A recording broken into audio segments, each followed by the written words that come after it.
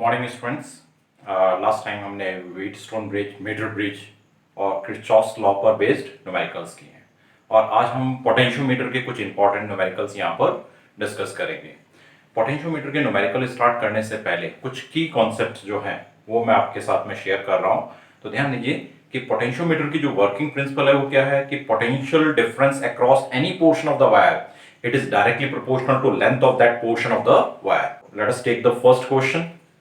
In this question it is given that this potentiometer is of length of this wire is 10 meter and two cells of EMF E1 and E2, उनके जो balancing point है वो J1 and J2 है and in question it is given that the difference in the null point for two different cell is 60 centimetre, यानी कि दोनों जो null point है उनके बीच का डिफरेंस कितना है 60 centimetre and difference in the EMF of two cell is 0.4 volt and we have to find potential gradient and potential difference across the potentiometer wire.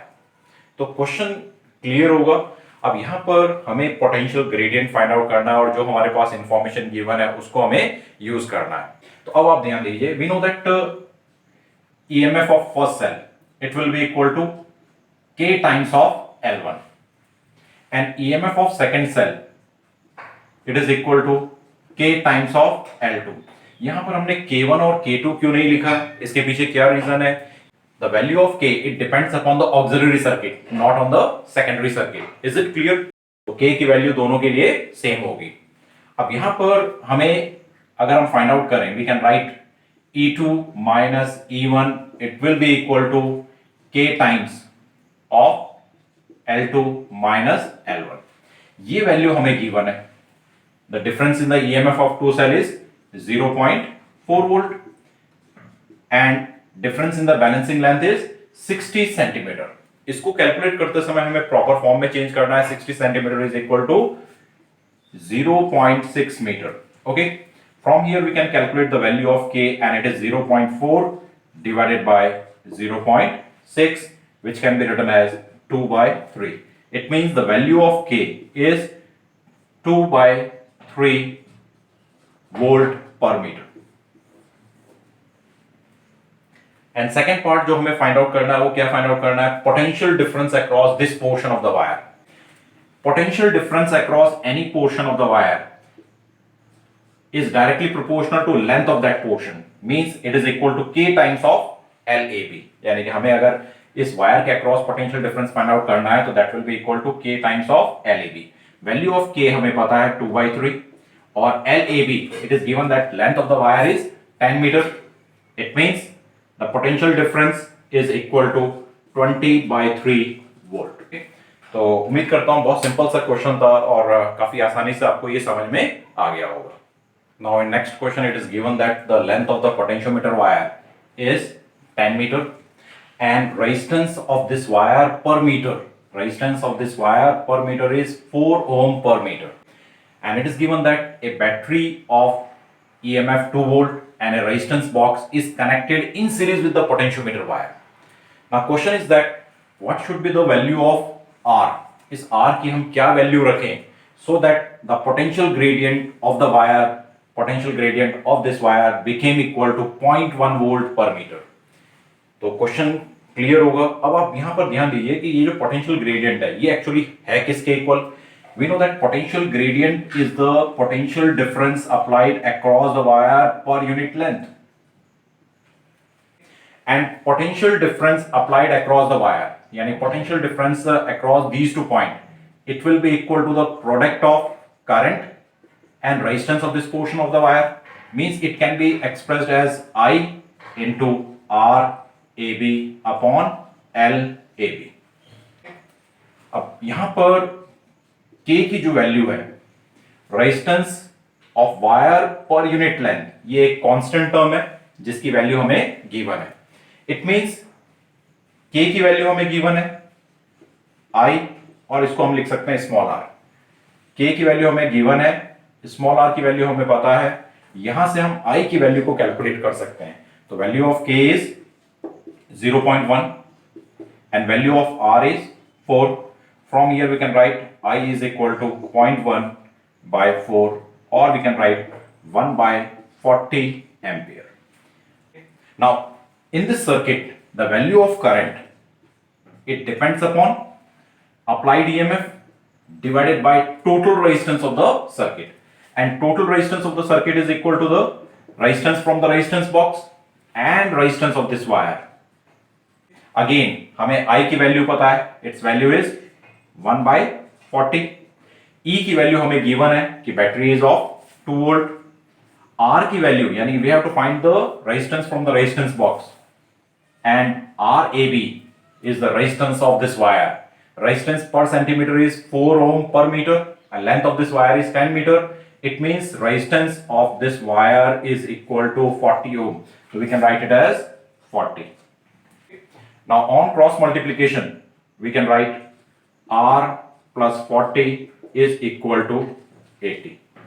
It means R is equal to 40 ohm. Means we have to take the resistance. Yeah, we have to include the resistance of 40 ohm in the circuit in order to have a potential gradient of this value. सामने आपको एक circuit नजर आ रहा होगा. इस question में कई बार circuit diagram given होता है और कई बार सर्किट डायग्राम गिवन नहीं होता है. हमें क्वेश्चन की लैंग्वेज को समझकर सर्किट डायग्राम ड्रॉ करना है.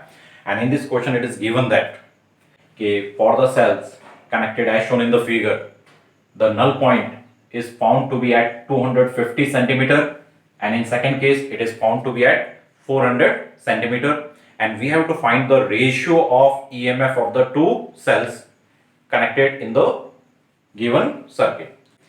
यहाँ पर इस क्वेश्चन को पढ़ते ही मोस्ट ऑफ द स्टूडेंट क्या मिस्टेक करते हैं कि null point is 250 and 400 centimeter. It means E1 by E2 is equal to 250 by 400. Solve कर उनको लगता है कि उन्होंने क्वेश्चन सॉल्व कर लिया, बट एक्चुअली सर्किट डायग्राम को अगर आप ध्यान से देखें, the first combination and second combination, these are the series combination of cells, and in first case the equivalent EMF is equal to E1 minus E2 as the two cells are connected with opposite polarity. And इस case में जो balancing length है वो कितना आ रहा है, L1, यानी कि 250 centimetre. In second case the net EMF is E dash. यहां पर भी दोनों सेल सीरीज में है लेकिन विद सेम पोलैरिटी है, इसलिए जो इसका EMF होगा, इक्विवेलेंट EMF होगा, वो होगा E1 plus E2, and it is equal to K times of L2, and ये जो बैलेंस नल पॉइंट है वो कितना है, 400 centimetre. Now by taking the ratio we can write E1 by E2, E1 plus E2, it is equal to 250 by 400. इसको cancel कर हम लिख सकते हैं it is 5 by 8. Cross multiply करें तो we can write 8 times of E1 minus E2, 5 times of E1 plus E2. Okay, solve करते हैं फर्दर. 8 times of E1 ये इधर आएगा, माइनस 5 times of E1, यहां पर है 5 times of E2, ये है माइनस 8 E2, इसको इधर ट्रांसफर करेंगे, ये आएगा प्लस 8 E2, ये आ जाएगा 3 times of E1, और ये आ जाएगा 13 times of E2. And we have to find the ratio of E1 by E2, and that will be equal to 13 by 3. In next question, it is given that a potentiometer wire AB is connected in series with a resistance of 5 ohm and a battery of 3 volt, and length of this potentiometer wire is only 100 centimeter, and resistance of this potentiometer wire is 10 ohm. Primary cell is connected as shown in the figure, and it is of 1.2 volt, and L is the balancing length, और उसी balancing length को हमें find out करना है. तो question बहुत simple सा है, हमें नजर आ रहा है हमें क्या निकालना है. We have to find this balancing length, and we know that EMF of the cell is equal to K times of L, where L is the balancing length, and this K is the potential gradient. and value of this potential gradient it depends upon the main circuit. It depends upon main circuit. अब इस question में देखो कि EMF of cell हमें given है, we have to find balancing length, और क्या हमें K की वैल्यू पता है? अगर K की वैल्यू हमें गिवन नहीं है तो हम K की वैल्यू को किस तरह से फाइंड आउट कर सकते हैं वो आप देखें. The value of K means potential gradient and it is equal to the potential difference applied across the wire per unit length. Okay, we can write it is VAB upon LAB. VAB किसके equal होगा? VAB is equal to current through the potentiometer wire multiply by resistance of the wire divided by ये LAB as it is आ जाएगा. अब यहां पर आप देखो कि RAB हमें पता है, लेंथ ऑफ द वायर भी हमें पता है, एक अननोन है दैट इज I. अब सर्किट में करंट को फाइंड आउट करने का क्या तरीका होगा? We know that I is equal to current in the main circuit is equal to applied EMF divided by resistance of this main circuit. Resistance of this main circuit is this resistance R and resistance of potentiometer wire that is RAB. अब check करें कि EMF की value हमें given है, R की value हमें given है, और resistance of this potentiometer wire is also known to us. इन वैल्यूज को अगर हम सब्स्टिट्यूट करें तो value of E is 3, R कितना है 5 और RAB कितना है 10, means it is equal to 3/15 means I is equal to 1/5 ampere. I की वैल्यू आ गई, I की वैल्यू से हम K की वैल्यू फाइंड आउट कर सकते हैं. तो therefore K can be written as I which is 1/5 multiply by RAB which is 10 divided by length of wire. Length of wire is 100 centimeter. लेकिन जब हम कैलकुलेशन कर रहे हैं we have to use the values in proper form. That is अगर एक value SI unit के form में है तो लगभग सभी को हमें SI यूनिट के फॉर्म में लेना चाहिए. तो लेंथ इज 1 मीटर. इसको अगर हम सॉल्व करें तो we get it is 2 volt per meter, यानी कि K की वैल्यू हमें मिल गई. अब आप चेक करें कि इस रिलेशन को अगर हम यूज करेंगे तो E की वैल्यू हमें पता है, K की वैल्यू हमने अभी भी फाइंड आउट की है, तो we can find the balancing length. तो वैल्यू ऑफ E अगर इसको हम यूज करें, we know that E is equal to K times of L. Value of E is 1.2, value of K अभी हमने फाइंड आउट किया 2 and balancing length is L, means L is equal to 1.2 divided by 2 which is equal to 0.6, which is equal to 0.6 meter. यानी कि length कितनी है 0.6 metre, means L is equal to 60 centimeter. Let us take one or two conceptual questions related to potentiometer जो काफी important भी है और frequently CBSE examination में आते भी हैं. इस क्वेश्चन के अंदर को गिवन है सर्किट डायग्राम. अब यहाँ पर इस क्वेश्चन के अंदर क्या पूछा गया है कि R की वैल्यू को चेंज करने पर नल पॉइंट किस साइड शिफ्ट होगा, whether it will shift towards A और B, और बैलेंसिंग लेंथ है वो इंक्रीज होगी या डिक्रीज होगी, और स्मॉल r को चेंज करने पर बैलेंसिंग लेंथ पर या नल पॉइंट किस साइड शिफ्ट होगा वो हमें पता करना है. यहाँ ध्यान देना कि potential gradient of the potentiometer it depends upon the auxiliary circuit, main circuit. Main circuit में अगर हम चेंज करेंगे तो करंट चेंज होगी, करंट के चेंज होने से पोटेंशियल ग्रेडियंट चेंज होगा. और जो सेकेंडरी सर्किट है हमारा, सेकेंडरी सर्किट में हमें नजर आ रहा है कि एक सेल है जिसका EMF E है and the balancing length is represented as L, means E is equal to K times of L. Okay, अब आप ध्यान देना कि मेन सर्किट में जब हम चेंज कर रहे हैं, यानी कि जब हम R को इंक्रीज कर रहे हैं तो पोटेंशियल ग्रेडियंट चेंज होगा, और उस पोटेंशियल ग्रेडियंट अगर चेंज होगा तो उसके अकॉर्डिंग बैलेंसिंग लेंथ भी चेंज होगी, but EMF of the cell will remain same, क्योंकि EMF जो है वो एक कांस्टेंट वैल्यू है, it is the maximum terminal potential difference. अब क्वेश्चन ये उठता है कि K की वैल्यू किस पर डिपेंड करेगी. तो we know that K is equal to I rho by A. ये फॉर्मूला आपने पोटेंशियल ग्रेडियंट के कॉन्सेप्ट को डिस्कस करते समय पढ़ा होगा. मान लेते हैं हमारे दिमाग से निकल भी जाता है, तब भी हम इसको किस तरह से डिस्कस कर सकते हैं. K is equal to the potential difference applied across the wire divided by length of the wire, potential gradient है, and potential difference applied is equal to current through the wire multiply by resistance of the wire. Okay, अब आप देखें कि resistance of the wire एक constant value है, length of the wire वो भी एक constant value है, तो R को change करने से current change होगी. Okay, and we know that current is equal to EMF of the battery, total resistance of this auxiliary circuit, and which is equal to R plus RAB. अब ये relation clearly indicate कर रहा है if we increase the value of R then the current decreases. अगर decrease हो रही है, ये रिलेशन इंडिकेट कर रहा है कि अगर करंट डिक्रीज होगी तो पोटेंशियल ग्रेडियंट भी डिक्रीज होगा. ओके, अब ये रिलेशन इंडिकेट कर रहा है कि अगर पोटेंशियल ग्रेडियंट डिक्रीज होगा तो इन दोनों का प्रोडक्ट कांस्टेंट कब रह सकता है, सेम कब रह सकता है, जब L की वैल्यू इंक्रीज हो. Means in such case the balancing length increases, और हम बोल सकते हैं कि null point shifts towards B. तो ये क्वेश्चन समझ में आ गया होगा कि जब हम मेन सर्किट में चेंज कर रहे हैं, ग्रेडियंट चेंज होगा, ग्रेडियंट के चेंज होने से नल पॉइंट भी चेंज हो सकता है. ओके, अब इसमें जो सेकंड पार्ट में क्वेश्चन दिया है वो क्या दिया हुआ है कि if we change the value of R, ये जो R है इस सेल के सीरीज में जो रेजिस्टेंस कनेक्टेड है, अगर उसकी वैल्यू को हम डिक्रीज करें तो क्या फर्क पड़ेगा. अब आप ध्यान देना, अगेन सोचने का तरीका, लिखने का तरीका, एक्सप्लेन करने का तरीका बिल्कुल सेम है. We know that EMF of the cell is equal to K times of L. Cell का जो EMF है it is a maximum terminal potential difference, जो कि कांस्टेंट वैल्यू है. पोटेंशियल ग्रेडियंट, अभी मैंने बताया कि potential gradient it depends upon the main circuit, not on the secondary circuit. यानी कि K की वैल्यू भी क्या है, कांस्टेंट है. जब E कांस्टेंट है, K कांस्टेंट है, what can you say about L? It means the L will remain same, null point shift नहीं होगा.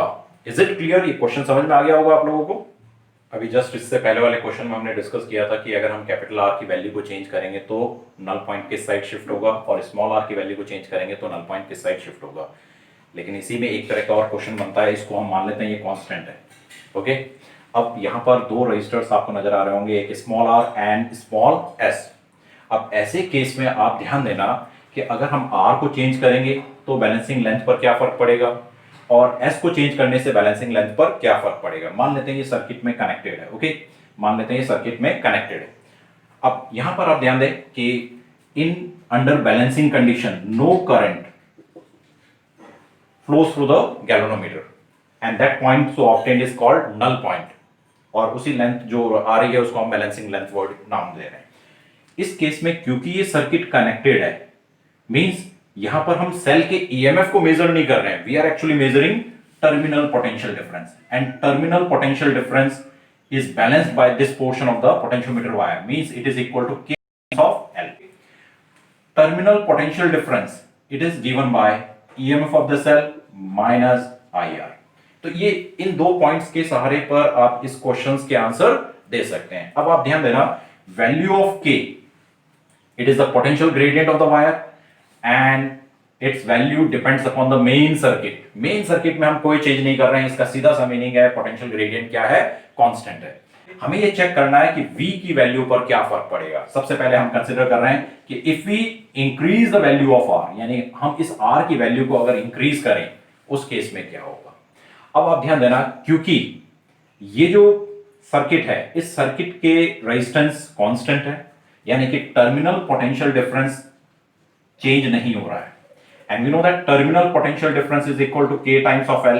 अगर टर्मिनल पोटेंशियल डिफरेंस कांस्टेंट है, K कांस्टेंट है, तो what can you say about L? तो L will also remain same, यानी कि balancing point shift नहीं होगा, नल पॉइंट शिफ्ट नहीं होगा. Is it clear? Now in case second if we change the value of S, मान लेते हैं S की वैल्यू को अगर हम डिक्रीज करें. अब S की वैल्यू को डिक्रीज करने से इस सर्किट में चेंजेस हो रहे हैं, इस सर्किट में चेंजेस होने से सेल का जो टर्मिनल पोटेंशियल डिफरेंस है वो चेंज होगा, सेल का टर्मिनल पोटेंशियल डिफरेंस चेंज होगा.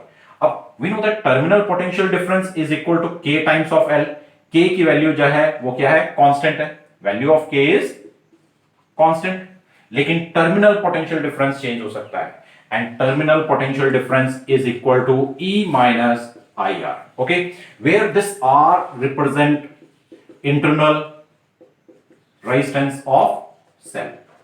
ये किसको रिप्रेजेंट कर रहा है, internal resistance of cell. Is it clear?